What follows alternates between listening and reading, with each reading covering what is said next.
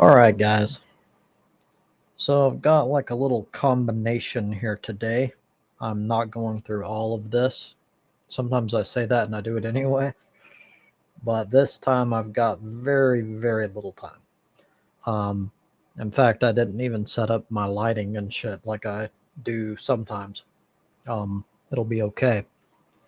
I just kind of want to dig into a topic that's been of interest lately, and that is the psychology of conservative people, especially conservative men.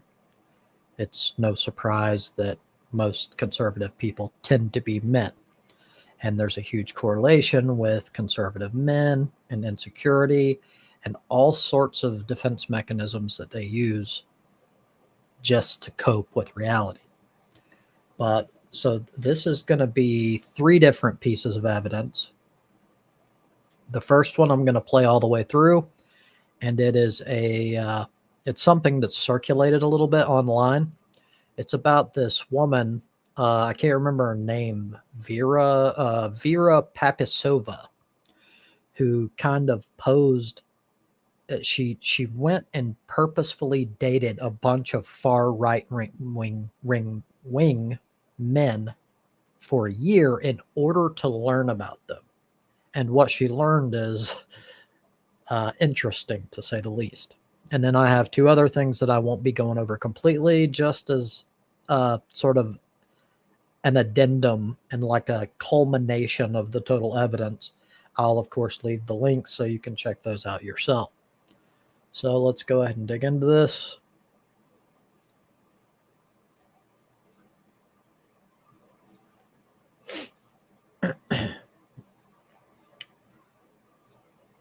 Friends, and then they go online and they are a white supremacist. This is Vera Papasova. She spent the last year dating far-right men in New York City.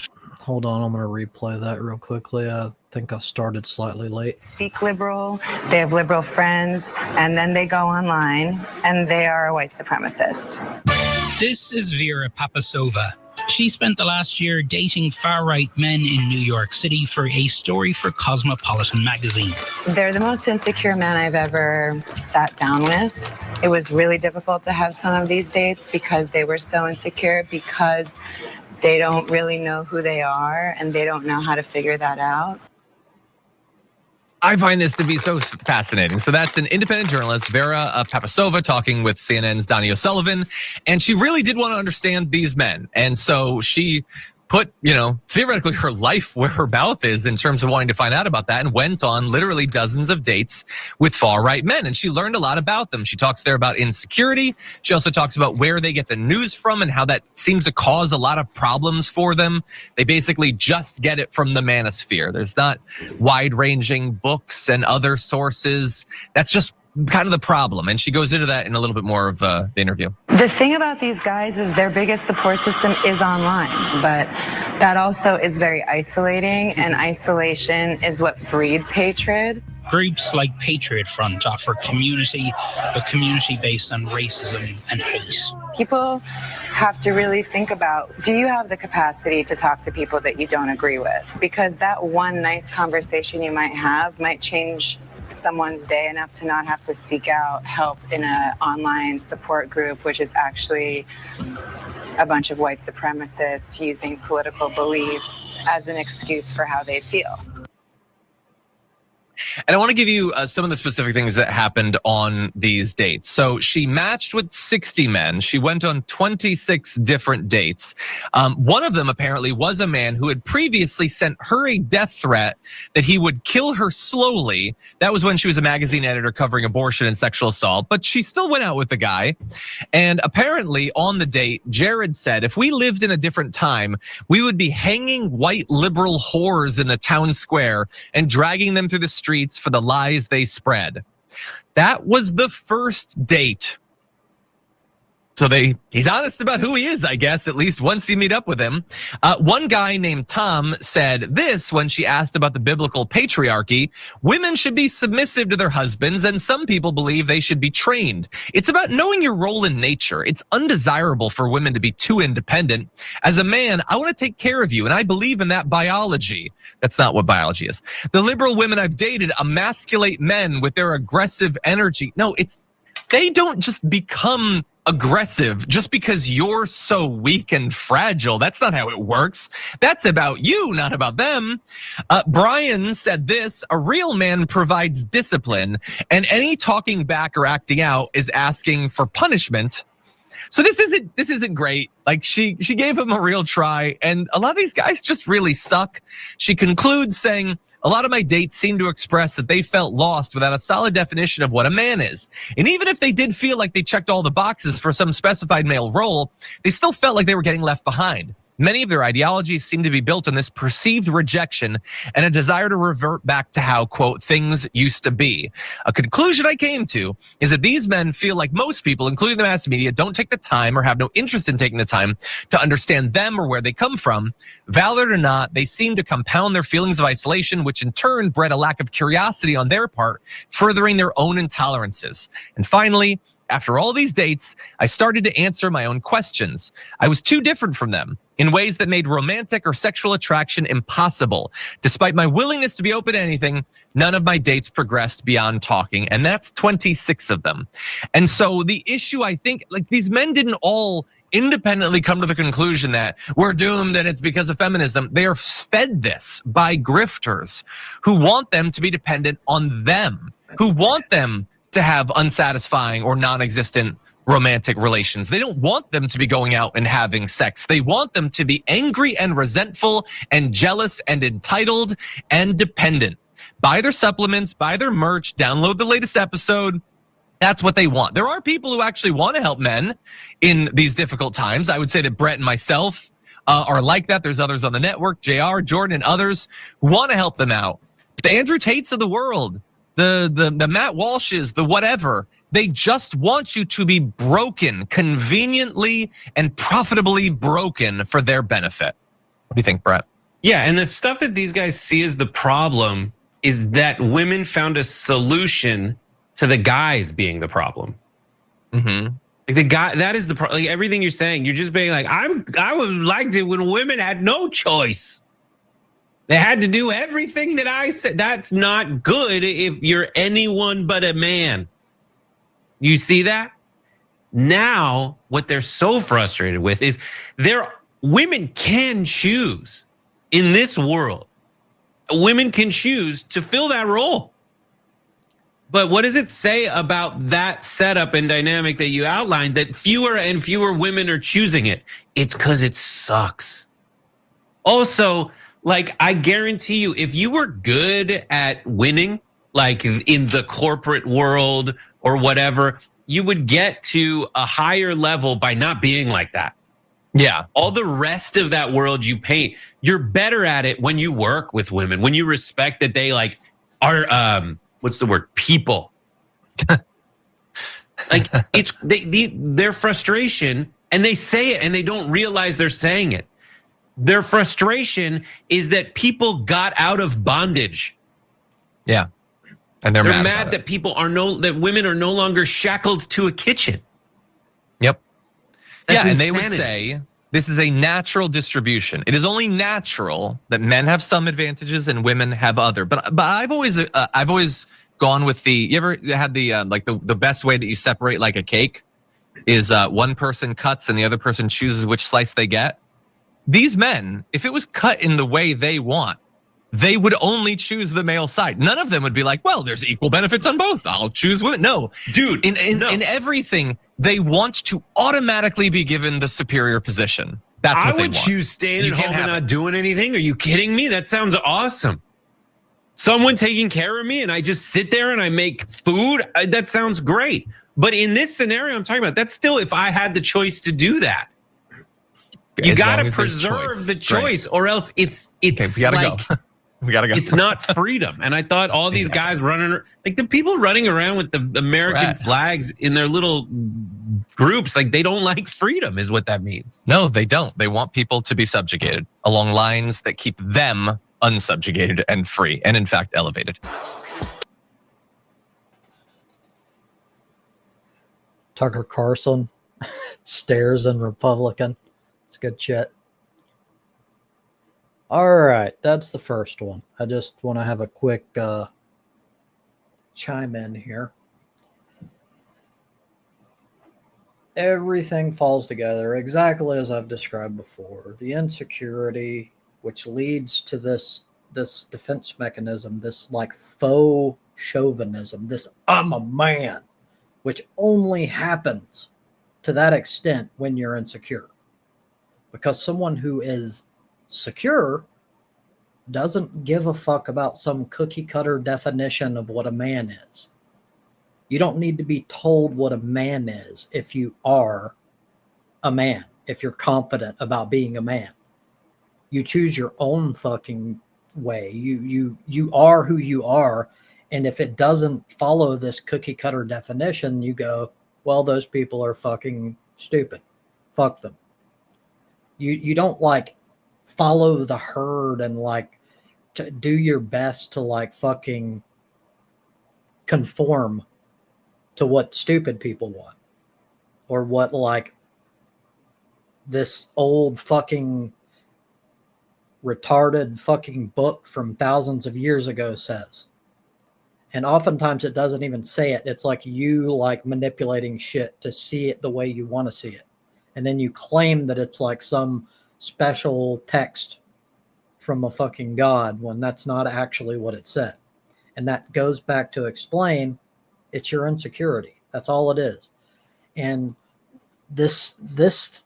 all of this that I'm describing, women figured this out long ago. They're generally not as upfront about it, or at least they tend not to push it as much as like I will, for example. Sometimes they will. It depends on the woman. But they've figured this out a long time ago, and that is why it's no surprise that conservative men, let's put it this way. If you wanted to find like the easiest solution, like the best way to become an incel as a man, if you're a man and like you're like, you know what, it would be really cool to like want sex and not be able to get it no matter what I did. One of your best options would be to become a far right conservative, because they like, there is no quicker way to fucking like cause women to have absolutely no interest in you whatsoever. And I'll continue.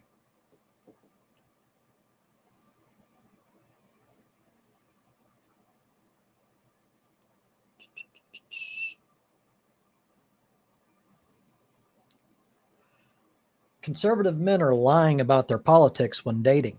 Here's how liberal women can weed them out. Forget the adage about avoiding politics early on. I'm not going to read all this. I'm just kind of covering it. And there's a lot more on this online. You can easily find all sorts of information on this topic. I firmly believe the best relationships are those where people share similar political beliefs, precisely because our politics are often reflect our values. And the more shared values we have, the less conflict there will be over the life choices we make. It does not mean a liberal woman with a liberal man or vice versa guarantees a blissful relationship. Far from it. Even if you look out and find a partner who agrees with your politics, there are plenty of non-political hot-button issues like trust, jealousy, and personality habits that can be a source of strife. All I'm saying is that being closer politically just means you have a swath of issues you do not have to worry about, especially those related to identity, morality, culture, and how society should function. It only makes sense to be with a like-minded partner, especially in the current climate where political issues are more personal. Example, race, gender, sexuality, religion, and bodily autonomy. Now, the next logical question would be, how do you ensure you and your date mesh politically? Well, it's simple, really. You have to ask them who they voted for, ideally before the first date. There's no other way around this. Well, kind of, but more on this soon. I say before the first date because people generally do not want to embroil themselves in heated political arguments, especially during what should be a positive encounter. Now, you have to have an account to continue. I think I actually have one, but I don't plan on jumping too much into this. But there is a trend among conservative men. Of course, conservative men tend to look at women as just sexual objects, and that's it. It's part of the reason why they're lonely. And it's because they've fed into this culture, this manosphere, like their whole life. And they believe this is what they should do. And it kind of creates this perpetual cycle of why women don't like them, consider them pieces of shit, because they are pieces of shit. And they're like, I don't understand. What's wrong? When it's like right in front of them. It's because they think like fucking idiots when they don't have to. You can decide to be a decent human being. So there's this trend of conservative men lying and just saying that they're liberal, that they have views that they're pro-choice, all that. That tends to be one of the bigger ones. And they say that so that they can just lie their way through, and then they like have like a fucking one night stand or whatever, and then shit just goes to shit, and then they still remain lonely, and they wonder what they're doing wrong. If you have to lie about who you are, I shouldn't need to explain to you what you're doing wrong. You are a moron. And being how morally bankrupt you are, you deserve to be lonely. Women deserve better than you pieces of shit. And so it's sort of like fucking justice. It's how things should be. But anyhow, women are getting better and better at perceiving the bullshit and telling that these men are fucking bullshitters. So conservative men, my suggestion is give it up. Just fucking stop being pieces of shit and come to the left. It's either that or fucking die lonely and miserable. All because of some stupid ideology that got planted into your brain through fucking indoctrination. Like, none of it's logical. It's all stupid shit that got fucking pushed on you as usually ways to make money and shit. And you fell for it like idiots. Anyhow, moving to the last one.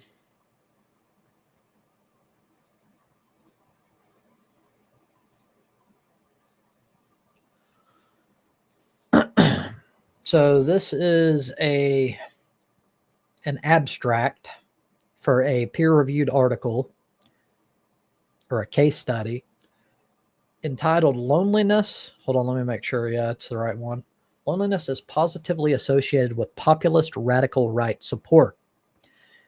Now, this is in the Netherlands, but I'll go ahead and point out right now, you're not going to make the case that the far right, especially in the Netherlands, is drastically different from the far right anywhere else in the world.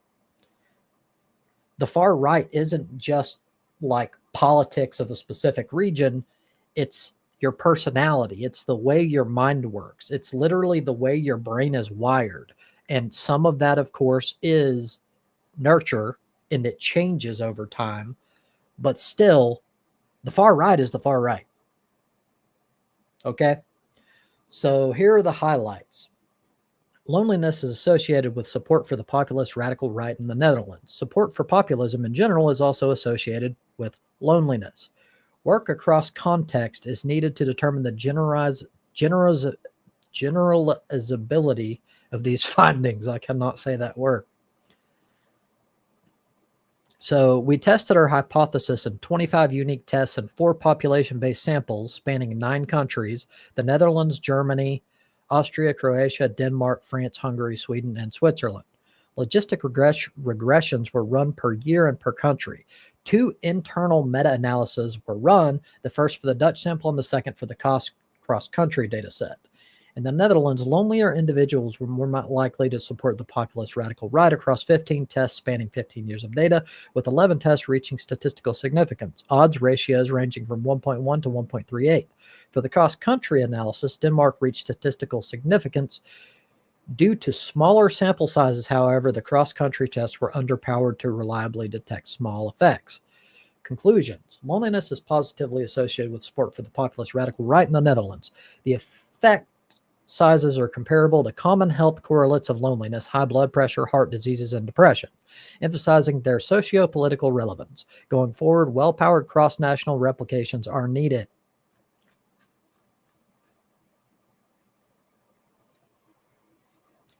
So what am I putting together here? It's kind of what I already said. You're not victims. You make your choices. You decide that this is your ideology because you're an evil human being. You believe that women should be subservient to you because you are a piece of shit. It's really that simple. Now, some of it goes into religion, which is you are indoctrinated to believe that this shit is like the truth or whatever. And so you're a piece of shit as a result. Even in that case, though, no one forces you to follow a piece of shit religion that gets you to follow piece of shit tenets or doctrine.